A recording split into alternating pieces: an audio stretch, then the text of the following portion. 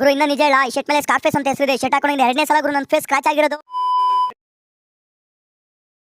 ಹಿಂಗಿದ್ದು ನನ್ನ ಫೇಸ್ ನೋಡು ಗುರು, ಕೊನೆಗೆ ಹೆಂಗಾಯ್ತು ಅಂತ. ಈ ಥರ ಆಗೋಯ್ತು ಅದು. ಇವತ್ತು ಈ ದುಡ್ಡು ತಗೊಂಡು ನಾನು ಹೋಗಿದ್ದು ಒಂದು ಹಸು ಮತ್ತೆ ಕರು ತಾಂಬರಕ್ಕೆ. ಈ ಕಡೆ ನಮ್ಮ ಹುಡುಗನ ಹಾಕ್ಕೊಂಡು ಆ ಕಡೆ ನನಗೆ ಮಾಲ್ ಕೊಡ್ಸಿರೋರ್ನ ಕರ್ಕೊಂಡು ಸೀದಾ ನಾನು ಹೋಗಿದ್ದೆ ಸುಲ್ಕುಂಟೆಗೆ. ನಾನು ಬರೇ 100 ರೂಪಾಯಿ ನೋಟ್ ತಗೊಂಡೋಗಿದ್ದೆ ಜಾಸ್ತಿ ಕಾಣಿಸ್ಲಿ ಅಂತ. ನಾವಿಲ್ಲಿ ವ್ಯಾಪಾರ ಜಗಳ ಆಡ್ತಾ ಇದ್ರೆ ಅವೆರಡು ನೋಡಿ ಏನ್ ಮಾಡ್ತಾವೆ.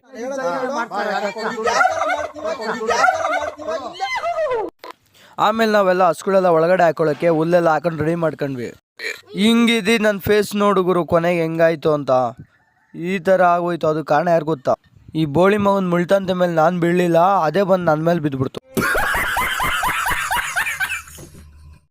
ಗುರು ಇನ್ನ ನಿಜ ಹೇಳ, ಈ ಶರ್ಟ್ ಮೇಲೆ ಸ್ಕಾರ್ ಫೇಸ್ ಅಂತ ಹೆಸರಿದೆ. ಶರ್ಟ್ ಹಾಕೊಂಡೋಗಿಂದ 2ನೇ ಸಲ ಗುರು ನನ್ನ ಫೇಸ್ ಸ್ಕ್ರಾಚ್ ಆಗಿರೋದು.